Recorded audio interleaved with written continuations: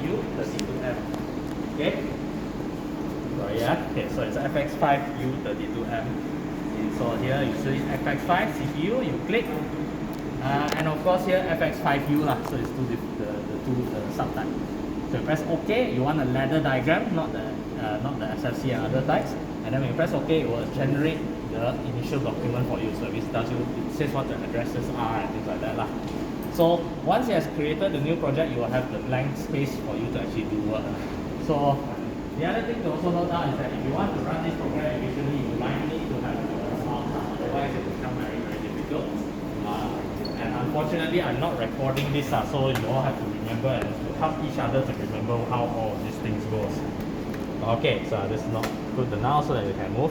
Okay, so of course you just double check everything is okay, press OK, then this one is just a warning to say what it does. And so when you want to actually test something, so for example, I want to test whether these buttons work. So you can see this one is a X02, and you can see the labels for some of them are gone, but you can refer to the other tables. It's X2, X3, X4, X5, X6, you get the idea, X7. Then here, got X10 and X11, Y4, Y20, Y21. What's the difference? X is of course your inputs. That means when you press the buttons, you have something happening here inside your PLC. So you can see if I press the button, it will change how these lights go. So again, these are all sensors. Just like you have this kind of sensor here, if I was to trigger it, you have a change in the lights here also. So all these are sensors are your buttons. Okay? So let's say I want to see what's going on. I can take note, this is X2, so I want an input, right? So I can look for input here, and I click and drag inside here. So like that, then you can see, and I put X2. Of course, this one is going to take very time consuming, right? So instead of doing that, what we can do is we can just type straight away. So here I can put X3 for example, just type and then it will just automatically generate for you nicely. For you to draw the wires, what you can do is you press Control and arrow keys, and then you can draw whatever shape of wires that you like. And of course, if you let go of the control, you can move around lah. And if you want to delete any part of the wire, you press Control again, and you go through the same area. You can see you can delete parts of the wire. Okay, so you press Control, you hold down Control, and you use arrow keys. You will be able to draw wires from all this.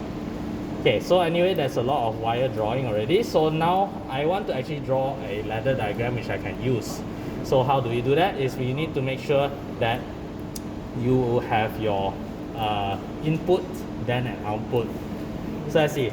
I want a normally open button first of all, just to make it easy. So I'll choose one of the green buttons. These are normally open. Red is normally closed. Okay, so normally open means when I press the button, it'll on the light. So in this case, I'll choose X2 lah. X2 is the most easy one. Okay, then I wanted to switch on any of these lights. Maybe I'll just choose a light that is easy for us to hear and to see lah. So maybe I'll choose this Y4. Of course, you can see many other Ys here, like Y0, Y1, Y2 at the side here. Different lights. Here you got Y10. So this is actually I'll put a light also. So I will just choose something that is more obvious. So I'll choose Y4 over here. This is the alarm. So of course, I hope you can realize that X is supposed to be your input, your sensors, and Y is supposed to be your output, your actuator. Okay, now that I've made this simple ladder diagram, you can see I press, nothing happens, right? It's because obviously I haven't actually compiled the program yet. So you have to compile and then you have to send it across. Right now they are not talking to each other. So I press convert, rebuild all, or just convert also can, but I usually press rebuild all just in case anything funny is there. So rebuild all, press OK, it will build and compile all of this first. Then now it's a working program. You might see that the shape will change is because what this thing will do is it will automatically actually simplify the wires. So if like you have some weird case where all the wires are like parallel in 200 different directions, it will actually simplify into just one wire. It will shorten everything as much as it can. So this X2 going directly to Y4 lah. So it's a very simple thing.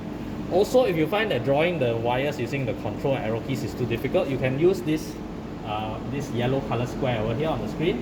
You can click and drag, and that will you can click and drag from the yellow square, and you will be able to make new wires as well. Same thing lah. Let's see. Yeah, I can make a new wire by clicking and dragging on this here. Okay. Of course, not yet lah. I don't need to do that yet. So we have converted the file. Now we need to actually send it across. There's two ways. You can of course go to the you can go over here to the right to PLC button. It's on the top here. There is also this one online write to PLC as well. So both are the same button lah. So let's try to use the shortcut out here, write to PLC, and then you have a huge dialog box that will ask you what you actually want to do. In this case, to be safe, we can just say write everything lah, so that way you'll send the information across and you won't have any problems of missing data. But of course, if you are more skilled and you know what actually each one of these things are, then you know how you can know that, oh, I just want to send the main program here. Just click here, for example. Again, it's safer just to click everything lah, just in case you miss any important stuff. Let's see over here, click everything. Then you press execute. And oh dear, it's not converted. It's because it's not changed the program, so we just convert again.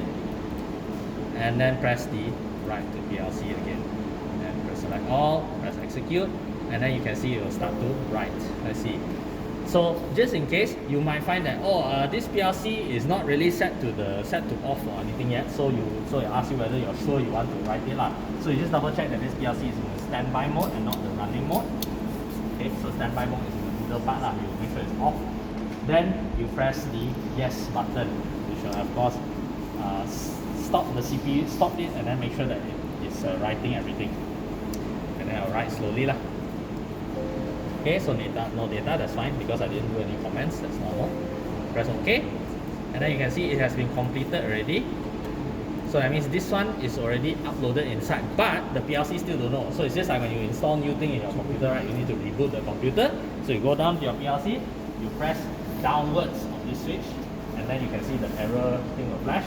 When you let go, it will actually switch off all of the PLC and reboot it again. So this is switching off and rebooting the PLC. Okay, now of course it's rebooted already lah. So I can press this button, you can see the start button, nothing happened. Why? Nothing is happening. I got a light changing, but I don't see any other lights switching on. And I can also check whether the program is working. I can press the start monitoring button over here, you can see. So there's a start button, play button and a stop button over here, right? So you just press one of the play buttons, it will monitor, that means it's reading what the PLC is seeing. You can of course see this in the online mode also lah. You can go and press monitor and then monitor mode. Okay, just be careful of this monitor mode because that means you are now not able to write already. So if I was to try and press, like say, I want to add another thing, X3 for example, you can see the window says fine. So it's only able to look for X3. It's not actually able to write down any new program anymore. It's because you are now on the reading mode to make sure you don't accidentally change your program while it's running your system. So anyway, now we want to monitor the system just to see what's going on in the PLC. So if I press the start button, you can see this X2 actually is lighting up. But Y4 is not doing anything. Why is that? So anyone remember from your Logics Pro last year, what are you supposed to do whenever you actually complete your PLC program? So you press so it's on standby, you press run, is it? Okay, so you have compiled it already, you send it over already. So now down here there's still the run button here. So if I press to go up, then you can see the run light will switch on actually. So you can see it's on standby, got no light, press up, run, the run will switch on. Okay, so now of course just now I'm pressing X2, got nothing happening, but now if I press X2,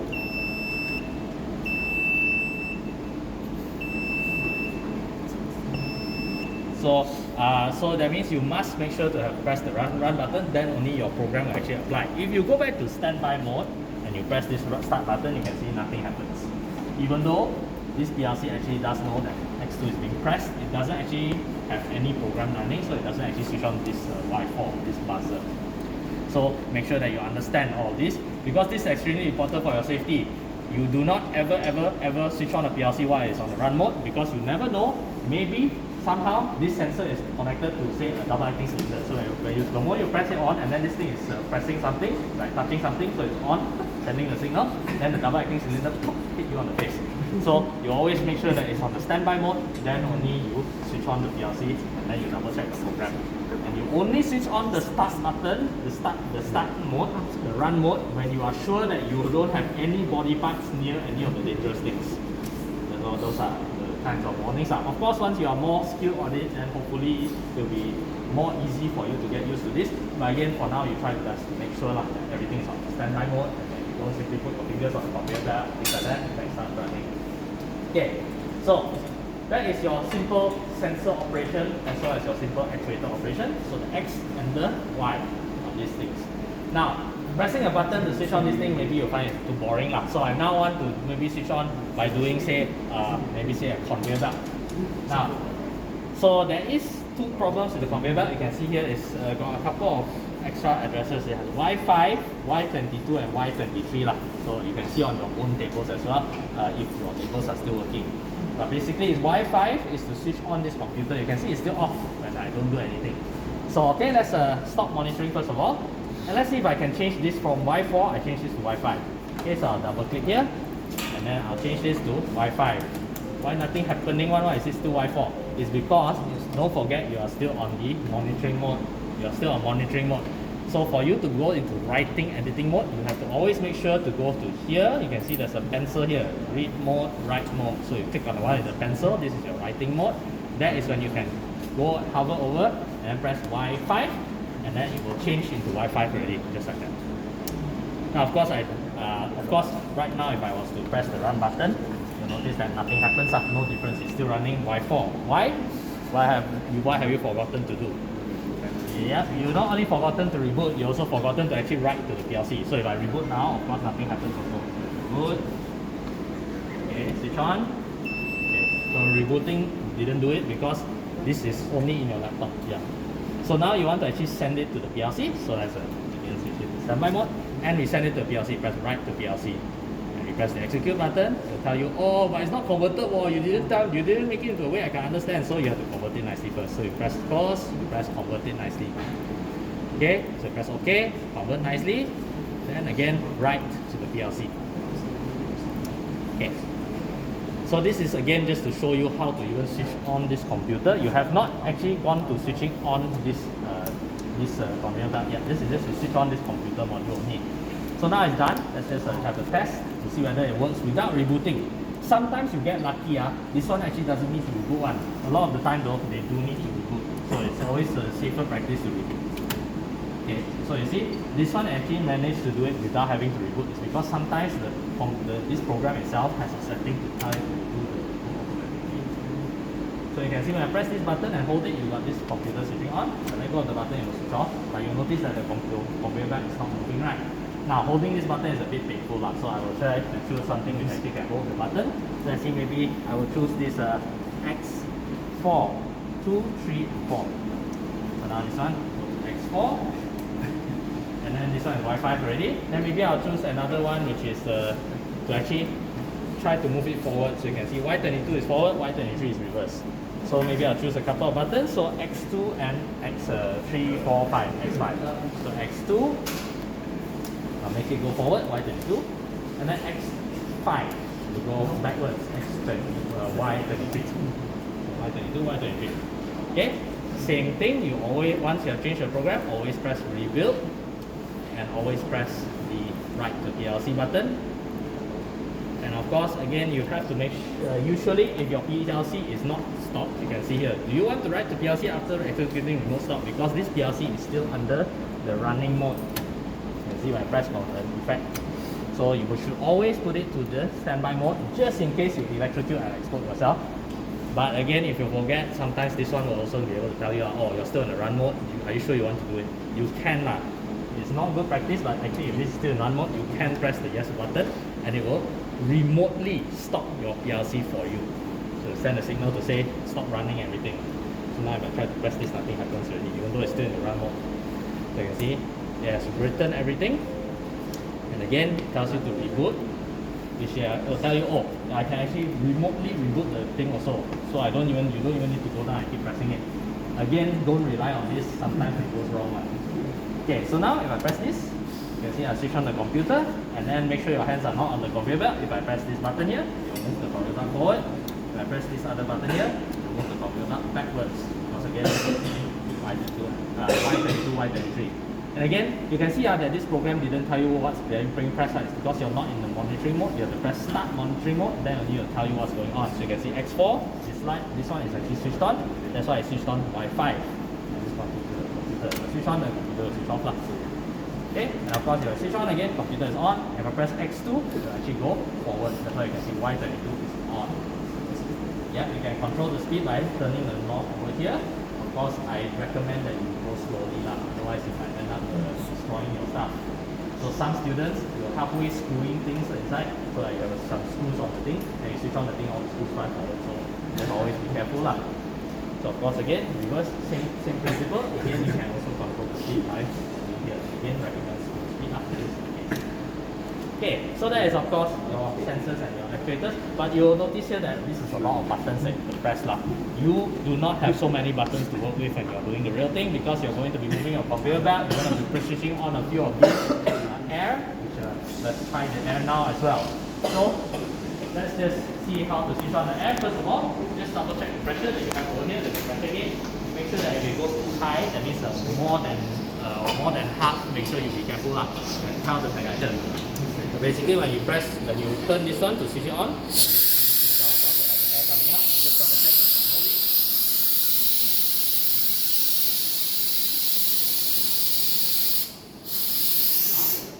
Where is the air coming from? It's from here. So you can see, we forgot to show this one here, right? So, what do you need to do? You need a few more of these. So, this one is a 3-position valve. So, you notice that this one doesn't seem to have any leak. Why? Why this one got no leak? Just make sure that we're going to switch off first. So I think it is coming from, okay, let me switch on. So I think it's coming from here. Okay, let's just see if this plugged it. If not, then I have to switch positions. Okay, switch positions. Okay, so it's actually from here and from here. Okay, yeah, nothing, and pressure is building up. So this one you can see I didn't plug it, but there's no air coming out. What kind of valve is this? 3-position valve. You can of course actually see the symbol for this 3-position valve over here. For those recording, I'm sorry, you can only see the 2-position valve. So make sure you can understand why is it this one got no air coming out. So of course to test whether really air can come out, you can press this button over here. And air will come out. So just in case you're not sure whether you wire everything correctly, you can actually use this to press to move your cylinders. So of course you have one for this side, one button for this side, one button for the other side. Be very careful because you can see these buttons here, I can actually lock it in place. So if you did lock it in place, make sure you know how to unlock it. You might need a screwdriver for this. Yeah, so make sure you know how to unlock this. You might need a screwdriver, but just be careful. So same thing here, you can see this one, at first there's no air. Press this and I go here, and you can see permanent. Why? So what kind of valve is this? Why is it that when I press this one, it doesn't go back? Then this one I press, you can see it lets go.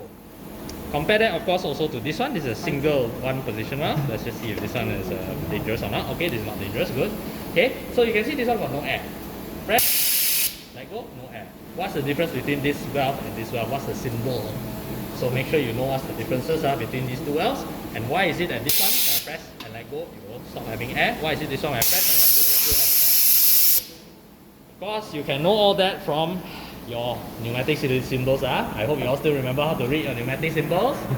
So yeah, make sure you go back and you study and take a look.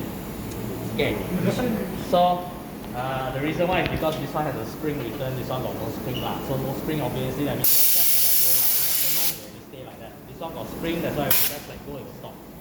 Same thing. Okay, so your valves also will have springs, and you also notice this means that your programming of each of these also will be very different. This one, if you press like that once, it will have air forever. This one, you press and you let go, you'll stop having air. So that means the way you program it, the way you trigger these buttons using the electricity will also be different. Your programming will be different. And because and that means also the way you control your cylinders will in turn be different. If you connect this one to a single acting cylinder, you'll have a different behavior compared to if you connect the single acting cylinder to this one. And if you connect a double acting cylinder to this and a double acting cylinder to this, it's also very different in behavior. So make sure that you understand how to do all this properly. Okay? Okay. So that is of course how you get these things to get your air. So you've gone through a bit of the programming, you've gone through the air. Now let's see how you can use the programming to switch on the air. So now, instead of having this white pipe, so again, just to be careful, we will make sure that we switch off the PLC first. And then you make sure also to stop monitoring. Make sure to always press the stop monitoring. And then of course, make sure to always have the editing mode, the writing mode, the one with the pencil. Now I want this button X2, so you can see X2 over here. Now I want it to trigger something else. Maybe I want to trigger one of these valves over here. But which valve to trigger, I have no idea. Unfortunately for you, you also have no idea. I also have no idea where all these wires will go to. You will have to trace each one individually. Or you can do it the crazy man mode, which is to just press every single address that you can. So I will try the crazy man mode just to demonstrate to you. So of course you got X2, you got X5, you got this one also, X4. So I'll just arrange them in order lah. And we'll try our best to make sure we also use the writing mode, okay? And we'll try our best also to make sure that we try to use the what do you call it again? We try to use the simplified mode. Let me see, hold on. So this is X2, X4, X5. I don't need these ones anymore. So I want to try and do every one of these addresses. So you can see your seniors already wrote for you lah, for Y34, Y37 and all that. But sometimes people take up this sellotape and then stick it somewhere else. So you have to be careful. So that's why you still might have to test everyone. So let's try Y34, this one is Y30, this one is Y33. Okay, so these three over here. So we'll go here for this X2, we'll switch on Y30, this X4 we'll switch on Y34, and then this X5 we'll switch on Y33. Okay, so again it's just testing every single one. So again you'll notice that you might have to draw the wire yourself. So again you can either use your arrow keys with the control key, or you can click and drag from this yellow box. Okay, so always click and drag from the yellow box if you are doing so. Same thing, you will try to convert and rebuild all. This will again simplify it, so any loose wires will be thrown away. And of course, you have to write to the PLC, then only you can start to do funny things. Now, so if you press yes to all, now you can actually trigger to switch, hopefully you can trigger to switch on some of these air valves. Okay, and again you can try to do this with actual cylinders attached, but until you're more skilled, you be careful lah. Okay, so we start the monitoring mode. Again, this is still under standby mode, just to make sure that everything's okay. Okay, so you can test the buttons to make sure that they are working. Okay, X4, X5. And you can see there's a bit of a lag, so we have to be a bit careful. Now I will start to run, and this is hopefully nothing will explode. So we'll try to press X2. Okay, so X2. Oops. And then you can see nothing is on. So X2 of course trigger this one. So I have to turn it off. I have to press this metal over here. So I press X4, same thing, X4 is to trigger this Y34, so off, you have to press this metal. Again, the proper way is to actually have all the addresses there already. I'm just trying to show you that you can actually trigger these. Let's try a safer one, hopefully this X5 will have it actually. Okay, so you'll notice that X5, there is something going on. Yeah, go ahead. So this X5 something is going on, but you might have trouble seeing what's going there. Okay, so is it this one? No, it's this one. So you'll notice that's why there is no air coming out. So let's do a bit of a risky thing. By right, you can actually switch off the air when you're doing this, but because we kind of know that this is where the air is blocked inside. Okay, so you know the X5 should trigger this one here. Press X5, and we'll come out. And of course, again, you can see the differences in behavior when I trigger this X4, which is the one. Even though I let go of X4, still got air. Whereas X5, you can see I trigger, I let go of the button, and I actually stop having the air. Whereas this one, it will be on forever, even though I let go of the button. Same with this X3 as well. Even though I let go of the button, it's still going. So I just have to press the button here to stop it. Again, make sure you study your wells so you can understand. And again, if you are worried that you don't know where all the lights are going, you can actually unscrew this so it doesn't actually trigger this. And you can press the button. So here, can you switch off the air power just in case? Okay, thank you. So you can see when I press the button, you can see that actually there is a light switch on over here. So that way you can trace out, you can actually make sure the air is off, and then you try all of the addresses here to see whether they're actually correct or not. And you look at what light is triggering when you're pressing the different buttons. Okay, so that's one thing that you can do to check the addresses. You can of course do it the old-fashioned way, which is to look through all of these wires and go all the way down and see where it goes through inside your relays and your pins. So that is how you can do this air. Now, there is one problem. I want to have this thing switch on and go forward with just one button. How do I do that? It's a bit difficult. The reason why is because this conveyor belt again has two different things you need to do. You have to switch on the computer first, and then you have to actually you have to give it the forward signal. If you do not do both, then the thing will stall and do everything. So let's just try this. So we have this X2, X4, X5. Let's go back to edit mode, and we'll try try to have this one button X2 to be able to push, to be able to send this thing to move forward. So we just add it, insert a row here. I want this to be Y5 and Y22.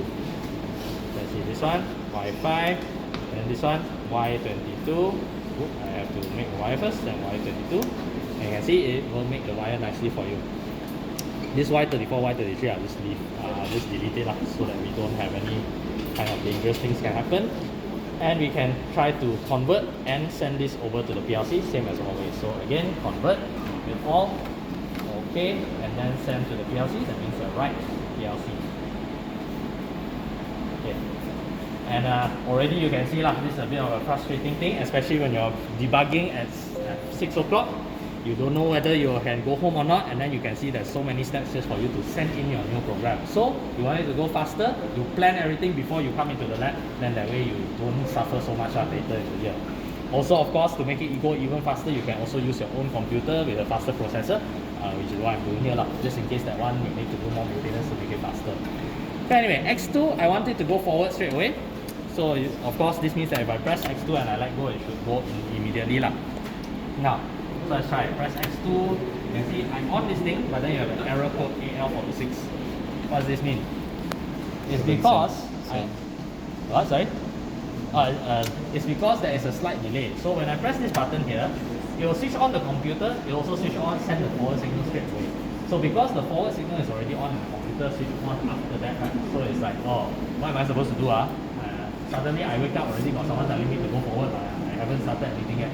So you actually have to delay this Y22 signal a little bit, then only you can move forward. So again, how we did this before is, let's go back to the writing mode. We had another button X4 to actually trigger this Y22. Again, this is a bit of a slow thing, but I probably should demonstrate this. So we rebuild, we send it across, and then we execute everything nicely. Execute, execute, execute, execute.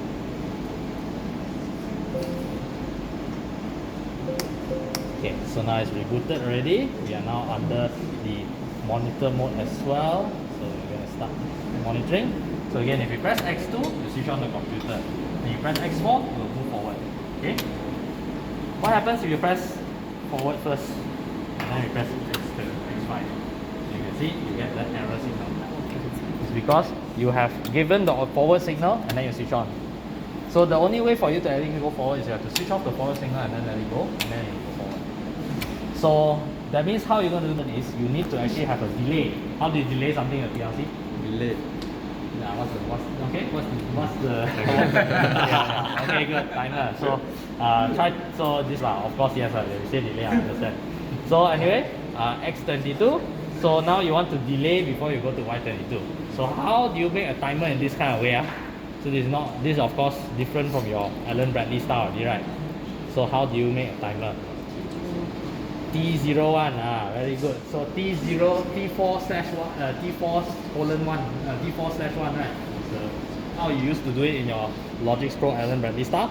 In this one, what you have to do is you press T1 or T0 or whatever, and then K how many.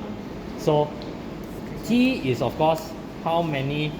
T is of course the name of your timer So you have T0, T1, T2, T3 for maybe 100 different timers. K is how many milliseconds before you switch on. Does it have how many microseconds? But basically, if you put K10, you wait for 1 second. If you put K100, you wait for 10 seconds. How do you switch on the Y22 after this K100 then? Yeah, done bit. So done bit in this Mitsubishi style is you press T0 like this, and you make sure that it's an input, because sometimes it will say it's an output and then you have all funny business happening. So T0 as an input will be able to act as your done bit to switch on this Y22. So let's try this now. Again, we'll convert nicely and we'll press to go right to the PLC. Okay, sorry. Okay, make sure that it's on the execute, and then make sure that you press yes to all, and then make sure it goes through. Okay. Okay, reboot. So this one gave an automatic reboot already. Okay, so now let's see. We turn on the monitoring mode again to see what happens. And we press the X2 button. So you can see it's counting 100. So now computer is on, hasn't started moving yet. So 100, done with the trigger, which means we'll start moving. So of course, waiting for 10 seconds is very, very long. Want it to go a bit faster, what you can do is press the here, K100. You can actually change this so as go to right mode. Okay. Normally you need to completely switch off and reboot everything, right, and press the right button. But if you're just changing a parameter like this K100, it's possible for you to just say K maybe 20 lah. You just say K20, and then make sure you're still monitoring. Okay, let's see. If you press run, whether you'll go K20 and trigger. Okay, so it still only triggers after K100.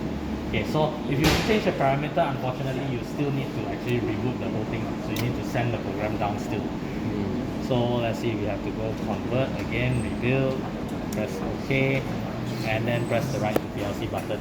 Now, of course, actually there is an advanced function that says that you can automatically transfer. So this is called a live editing, but it's usually not enabled here. So if you want to be unsafe, so if you're very, very confident, it's less safe lah, but you can actually have a live editing mode where you can change small things like this K100 without having to reboot the whole PLC.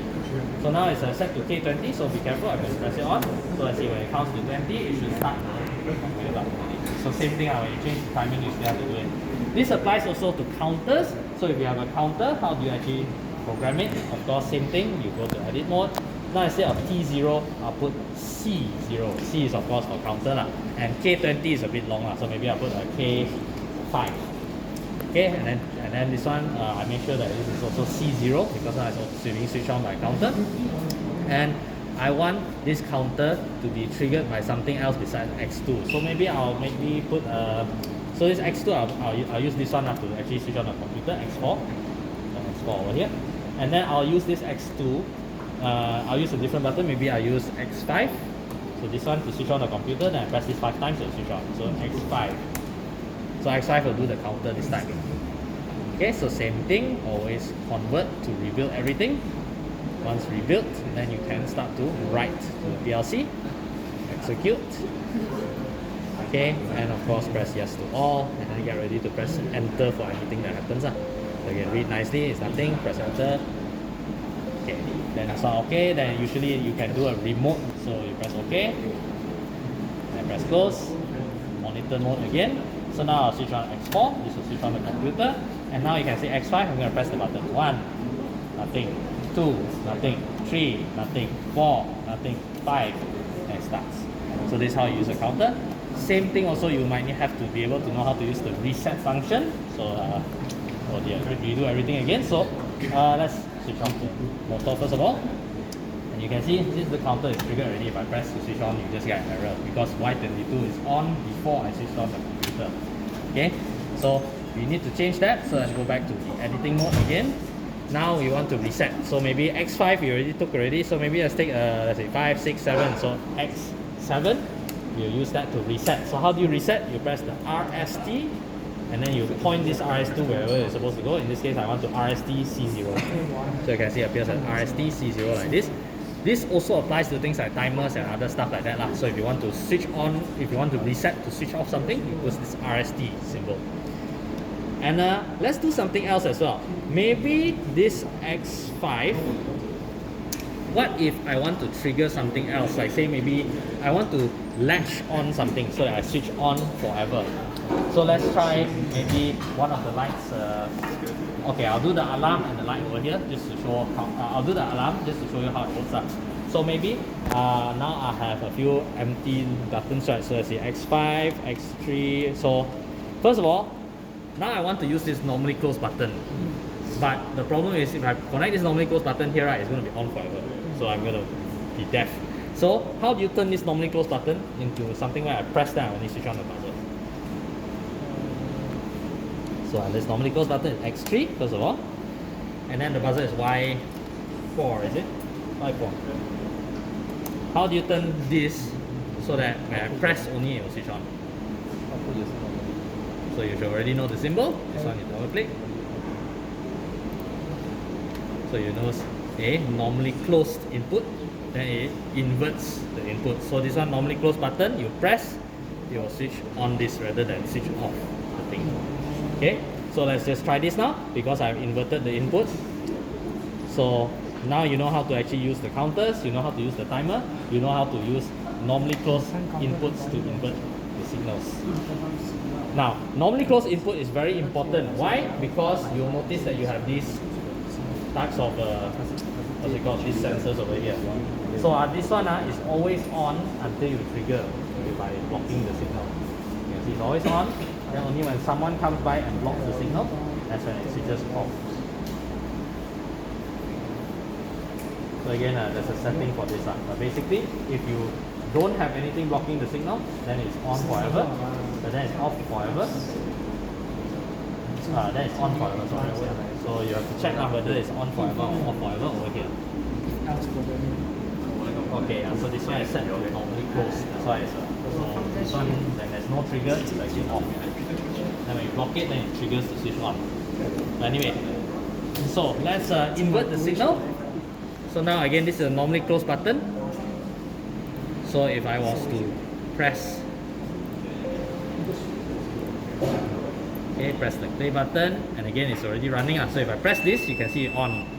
Even though this is a normally closed, button.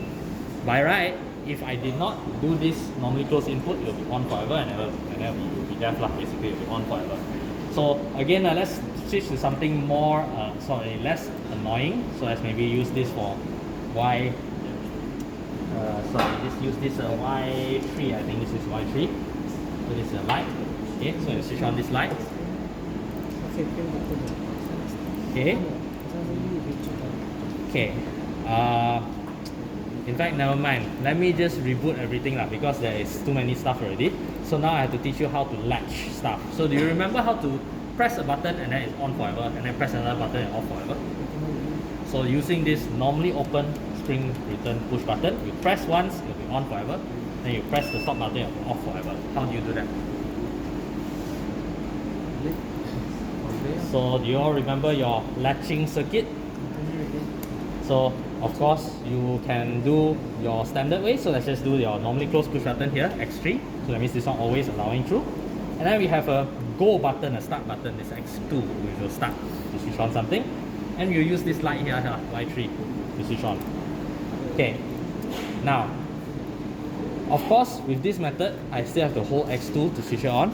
So what happens? I can use this over here, your seal-in circuit, to switch on Y3 using Y3. Hold on, sorry.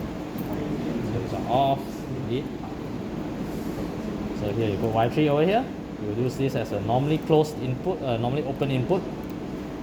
Okay, and then you seal in. So you can see here, normally Y3 is off, right? So if you don't press anything, Y3 will not have anything. And let's use this as a stop button because let's use this one as a stop button. This one as a stop button. This is X2, 3, 4, 5. Let's use X5 as your stop button. Okay, so this is all normally open. So it's a normally open push button. So I want this to always flow until I press the button. So that's why I put normally closed input, invert the signal. Okay, so let's try to convert again. Oh dear, it's 4 o'clock already, so fast. So I hope all this is inspiring all of you how to do your circuits. Okay, send the thing to the PLC. Okay. Okay, that's okay. Now you can see this X3 again is a normally closed push button, so that's why you can see it's always on. This X2 on the other hand is off. Oh, okay. No wonder, you can see because I put Y3 repeater here like this, it is on forever, right? So this also is something that you should understand. Why is it that this one is on forever? Is because this X3 is the one that's telling you what to do. If I was to press X3 and I press X5 at the same time, you can see I block the signal. You can see the moment I let go of X3 is actually on again. But let's say if I switch off X3 and I press X2, you can see even though I'm trying to tell this X2 Y3 to switch on, it doesn't switch on no matter what. Why? There is electricity flowing, there is a flow going through into here. Why isn't Y3 switching on? Do you remember what this principle is called? This error? Short circuit. No, it's not a short circuit. If I was to reverse this, you'll find that Y3 will be on. Y3 will actually switch on. Why is it? So now I'll show you lah. So if we don't do anything at all, I did not change any of this. I'm just taking this, I will cut it out, and then I will put it on top. So I just edit, insert a row. I put this exact same thing on top. So just now you saw I was pressing these two buttons, nothing happened, right? Only this one can control this. So you can see I press these two, nothing will happen.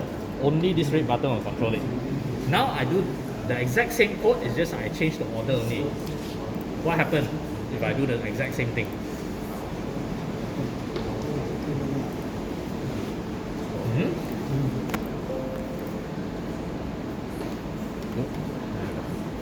Yeah, this you might need a mouse pad if you're using this with a mouse as well, so be careful. Okay, close. Okay, so now again, monitoring mode. So again, X3 normally close button. Okay, that's fine. Now, what happens if I was to say press X3 and then I trigger this X2? You can see now, I'm doing the exact same action, but this Y3 will actually be on. And then no matter what I do with this X3, it's only controlled by this bottom circuit only. So this X3 now doesn't do anything to control it. What has happened? What has changed? Latch also, it wasn't switching on. Because it goes top to the bottom, so Yeah, correct. that's Yeah. So it goes top to bottom, meaning that basically this circuit, what it does is this ladder diagram, it reads from top to bottom. So that's why if you were to trigger this signal, it will actually only listen to the newer signal only. It won't listen to the older signal at all. So over here, because X3 is telling Y3 to switch on, but this X5, this part here is telling Y3 to switch off. So this one is a newer instruction, right? So you say, why I listen to the first fella, this new fella tell me to switch off, so I stay off. So this is your duplicator output error. I tell you this and emphasize this because later on when you're doing this, you don't know how many sensors and very complex logic, you'll find this will happen a lot. Then you'll be asking, teacher, why my graph doesn't switch off? I already pressed the off button, it doesn't switch off. It's because this is what happened. You have a duplicator output error somewhere. So you have to double check what is triggering this valve. And so let's go back to our original point, our original plan, which was to actually see how to use your latching circuits. So again, one way of latching the circuit was the seal-in circuit you saw just now. So again, let's just put your X5 again as your stop button, then your X2 again as your trigger button, and your Y3 as your input to switch on and stay on forever. Okay, so this is your seal-in circuit. Hopefully you all still remember how this latching circuit works. This is to switch on Y3. Now, I also want to latch this one, this alarm, Y4. Let's just switch on Y4 over here. And now I wanted to latch. So instead of using this seal-in circuit, I can also use set Y4. So set is another way to switch it on forever, even though I've only pressed the button once. And what button should I use? I use these selector switches to set and reset. So maybe I have 2, 3, 4, 5, 6, 7. So X4 to switch on, X5 to RST, reset Y4. Okay, so these are two different ways for you to set and to reset. So convert, rebuild, okay, send it to the PLC, send it to the PLC, execute, okay, that's to all. And again, you can see how much time you spend just compiling. So again, make sure you plan carefully before you actually start your process. Okay, monitoring mode again. Again, X5, X2. Okay, if I just press X5 alone, it doesn't switch on. Press X2 alone, it doesn't switch on. But if I was to hold down this X5 and press X2, you can see it will be on and it will stay on forever, even though I don't press X2. Again, this is your seal-in circuit. The only way to stop it is to let go of X5s. So if I don't have X5 on, no matter how I press X2, also nothing happens. It's because this is your stop button. The proper way to do this is to use this normally closed button, but again, I've already demonstrated this, so I don't have to go too deeply. So So again, this is one way for you to latch something on forever. Okay. The other way is to use this set function. So you can see if I press X4 and let go, it will be on forever. And if I were to press the reset button, then off forever. Oops, sorry, X5. Sorry, okay. So that's your set and reset button. So if you find that doing these fill-in circuits is too difficult, you can just use this set and reset function, makes it a lot easier for you. Okay? And if you find that you need a memory, something that can remember things, rather than actually switching on a light to remember something, so normally you'll switch on a light to remember something, what you can do is you can use memory locations. So instead of Y4, if I go back to this one here and switch on monitoring mode, instead of the Y functions, Y1, Y2, Y3, Y4, you can use M. You can see M is a memory which you can switch on and switch off just like any other output. So let's just again delete all the rest. And why do you want memory? So let's see, I use X2 to trigger this memory M0. And maybe I'll make a seal-in circuit. So let's just do a seal-in circuit. So this is X3, normally closed input. X2 to switch it on, and then I put M0 as an input here to seal in. So I press X2, M0 will be sealed, will be latched on. I can also, of course, do X5, which I will trigger set M1, and X7, which will RST M1. And then I can use M0 and M1 as inputs. So M0, M1. So maybe M0 I want to switch on this light. So this is of course Y3 again. And then M1 I'll switch on Y4. So you can have these memories, this memory M0 and M1, they can be used to switch on other things. Just like any other input, any other output. So let's do build. Send to PLC. Execute. Okay. Run. Yes to all. Okay. Yes. And okay. So now this should work already. So let's just go back again to press the monitor mode. Okay. X3 normally close push button, so that's why you can see it's already on. Press X2, it triggers M0, and then M0 triggers Y3.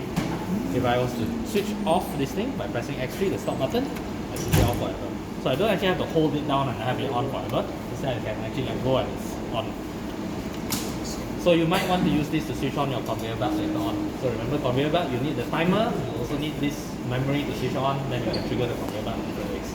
Okay, so anyway, besides that, of course, you can use X5 and X7. So this is X5, on forever, set, because I set M1, M1 is supposed to switch on this thing. And of course, again, you can have this M1 switch on a lot of stuff. So again, reset as well, reset M0, reset M1.